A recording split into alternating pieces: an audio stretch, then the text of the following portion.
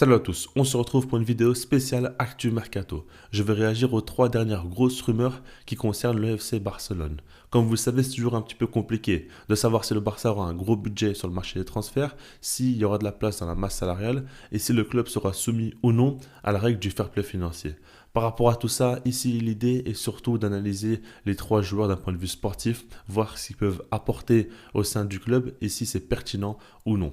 Le premier joueur, c'est Dan Huijsen, le jeune espagnol qui fait beaucoup parler de lui depuis quelques semaines, voire quelques mois déjà, et le Barça s'y intéresse pour renforcer sa défense et pour préparer aussi très fortement l'avenir. Parce qu'il est très jeune et parce que c'est un joueur qui commence à faire ses premiers pas avec la sélection espagnole, qui montre de très belles choses en première ligue. Et donc, ça paraît très prometteur. Par rapport à tout ça, ce qu'il faut savoir, c'est que personnellement, je l'ai connu déjà quand il était à la Juventus. Ça en parlait comme étant un crack, un joueur à très très fort potentiel, et donc je l'ai un petit peu suivi. Et j'ai vu notamment à la relance des qualités assez dingues. Ça saute aux yeux. Vous voyez ce que Pau Cubarsí a fait dès ses débuts. Dan Huijsen aussi, c'était très intéressant. C'est pas comparable parce que c'était pas non plus au même niveau, et il n'a pas gagné tout de suite sa place dans un top club, il n'a pas tout de suite montré ça en Ligue des Champions par exemple, mais en tout cas, on voit vraiment de grandes qualités. Par la suite, il a été prêté à l'AS Rome, et il ne s'est pas vraiment totalement imposé là-bas, mais il a eu du temps de jeu et il a montré de très belles choses encore. Et puis donc il a signé à Bournemouth en première ligue, le premier club qui lui a vraiment donné beaucoup de confiance et de temps de jeu. Et là, il commence déjà à 19 ans à s'imposer comme étant un joueur ultra prometteur à son poste. Ça ne me surprend pas, dès ses débuts, dès ce que j'ai remarqué de lui à la Juve ou surtout à l'AS Rome, on a vu un joueur très très fort à la relance. On le voit vraiment, c'est sa qualité première, balle au pied, il est très à l'aise. On l'a vu récemment donner un superbe ballon pour Lamine Yamal qui va marquer un but dingue face aux Pays-Bas lors du match retour de Ligue des Nations. Et c'est pas vraiment encore une fois surprenant. C'est un joueur qui a un très bon jeu long, très bonne vision de jeu. Et puis pour sortir de la pression aussi, il est très bon. Pour casser des lignes balle au pied, il est très bon. Et ça, c'est quelque chose de primordial pour un défenseur qui joue au Barça. En dehors de ça, ce qui est intéressant, c'est que ce n'est pas simplement un bon relanceur. C'est aussi un défenseur qui est grand de taille, qui a un plutôt bon jeu de tête. Pour moi, il peut encore beaucoup progresser, mais jusqu'à présent, ça reste tout de même intéressant. Et puis, il est assez agressif. Il défend bien en avançant et il aime bien le contact. Donc ça, encore une fois, ce n'est pas sa qualité première. Il doit encore travailler là-dessus, mais je ne vois pas en lui le défenseur par excellence qui est très propre, qui est uniquement dans l'anticipation. Non, il peut le faire, hein, bien sûr, il est très bon au niveau de son QI foot. C'est vraiment impressionnant ce qu'il peut détecter sur le terrain. Maintenant, c'est aussi un joueur assez agressif et qui peut aller sur l'homme de manière très virulente. Donc par rapport à ça, vraiment, c'est un défenseur qui montre beaucoup de certitude. Évidemment, on ne sait jamais ce qui peut se passer, mais en tout cas pour moi, c'est évident que c'est un joueur qui représente l'avenir. En plus de ça, il pourrait peut-être former une charnière centrale dans la Roja avec Pau Cubarsí, et les deux ensemble, ce serait quand même quelque chose d'assez fou. Et puis si jamais il s'impose en sélection et en club, ça peut vraiment faire une charnière centrale qui va dominer ce sport pendant longtemps.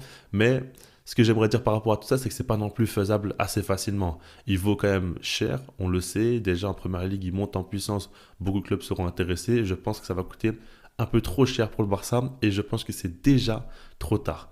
On verra hein, si jamais je me trompe ou pas, mais je sens déjà des clubs arriver poser plus de 50 ou 60 millions d'euros sur lui, vu tout ce qu'il montre et vu surtout qu'il l'a prouvé en première ligue. C'est ça le véritable problème. Le Barça aurait dû le recruter bien plus tôt à la Juventus, parce que Bournemouth par exemple l'a recruté pour 15 millions d'euros, là ça aurait été ok. Mais maintenant les sommes vont vraiment grimper très très haut, donc ça va être difficile. Donc par rapport au point de vue économique, ça me paraît très peu faisable, mais d'un point de vue sportif, bien sûr, je le signe tous les jours. Et c'est un joueur qui représente l'avenir, un joueur totalement compatible au Barça.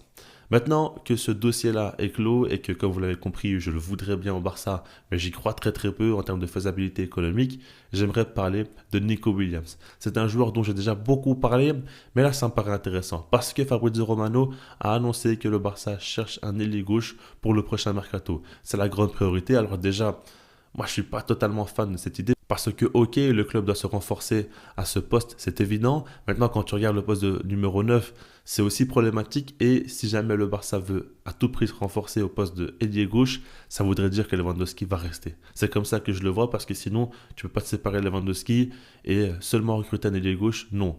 Donc, Ça m'inquiète quand même, je ne vous le cache pas.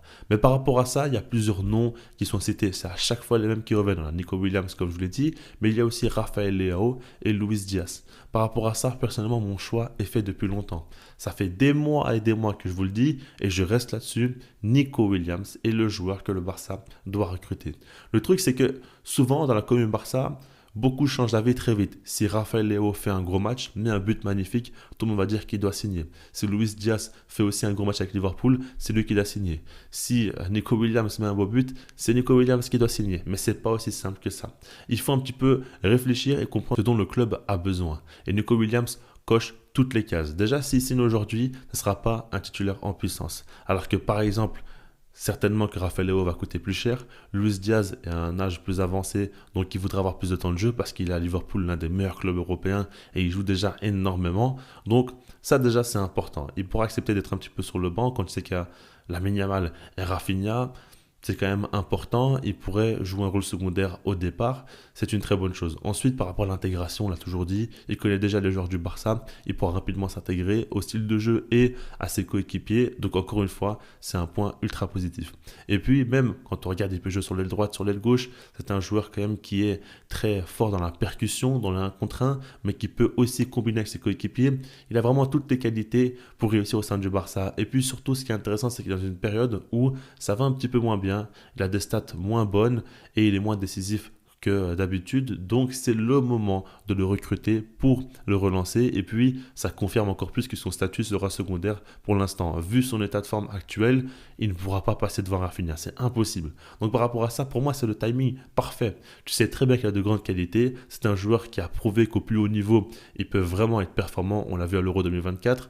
En Liga, on le connaît. Ça fait un petit temps qu'il joue et à chaque fois face au gros, il est quand même très pertinent. Donc par rapport à ça, je n'ai pas de doute. Nico Williams au Barça, si c'est faisable pour 50 millions d'euros ou 60 millions d'euros, c'est full bénéf pour le club. C'est un joueur qui va beaucoup t'apporter, qui est encore jeune, qui peut encore progresser, qui va accompagner nos attaquants et tu auras vraiment un super sub de grande qualité. Donc à ce moment-là, tu coches toutes les cases. C'est pour ça que selon moi, il n'y a pas de doute à avoir. C'est lui qu'il faut recruter. Alors que si tu prends Leao ou Luis Diaz, il y aura quand même beaucoup plus de problèmes au niveau du temps de jeu.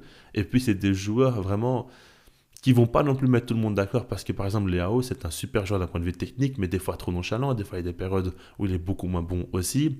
Et puis Luis Diaz, imaginez qu'il y a un conflit avec Rafinha par rapport au poste, ça cause quand même beaucoup de tort à l'équipe. Maintenant pour terminer, j'aimerais parler du poste de latéral droit et de Van der Sar. Comme vous le savez, Hansi Flick a demandé du renfort au poste de latéral droit. Parce qu'il n'y a que Jules Koundé qui peut y jouer, Hector Ford n'a pas beaucoup la confiance du coach. Donc par rapport à ça, on parle beaucoup de Van der Sar, le latéral brésilien de Monaco. Et j'ai vu beaucoup de gens s'indigner, dire que non, il faut un joueur bien plus fort que ça. Personnellement, je ne suis pas d'accord. Je ne pense pas qu'il faut un top latéral.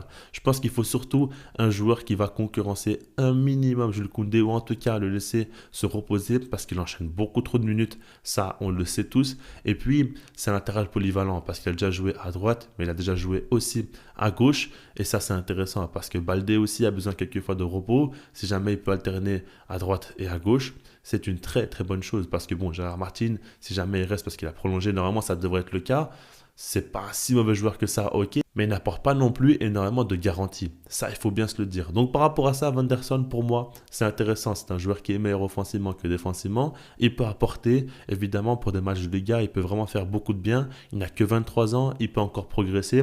Défensivement, il y a quelques limites, ça on le sait, mais c'est pas non plus si mauvais que ça. Vraiment, pour moi, Van der Sar, pour 20 ou 30 millions d'euros au poste de latéral, un jeune joueur, au pire des cas, tu pourras le revendre, il est passé par le Barça, ça va étoffer son CV, mais je ne pense même pas vraiment que tu dois penser à la revente, je pense surtout que tu dois penser à l'apport qu'il va tout simplement amener au sein du club, et ça peut être une très bonne chose. En tout cas, c'est important que Koundé et Baldé peuvent un peu plus souffler, et si un joueur peut apporter autant à droite qu'à gauche, c'est une très bonne nouvelle, au lieu de recruter deux joueurs à des postes différents. Donc par rapport à ça, pour moi, ce serait une recrue intelligente. Après, évidemment, on ne sait pas s'il y a d'autres pistes qui seraient plus intéressantes, mais si on parle uniquement de son cas, ce serait très intéressant pour le Barça. Maintenant qu'on a dit tout ça, vous avez compris dans l'idée ce que je veux dire. Nico Williams et Vanderson, c'est validé. Danhuizen aussi, c'est validé, mais je n'y crois pas. Donc par rapport à ça, on va voir comment le club va évoluer. Est-ce que Deco va réussir à réaliser un bon mercato ou non? Il y a d'autres pistes que je n'ai pas encore évoquées ici. Le but, c'est pas de faire un point sur toutes les rumeurs, mais seulement sur les plus récentes et vous donner mon avis. Dites-moi vous ce que vous pensez dans les commentaires. Est-ce que vous êtes pour ces joueurs-là ou non? Est-ce que vous avez d'autres idées en tête aussi? Ça peut être intéressant. Et puis sinon, moi je vous dis peace.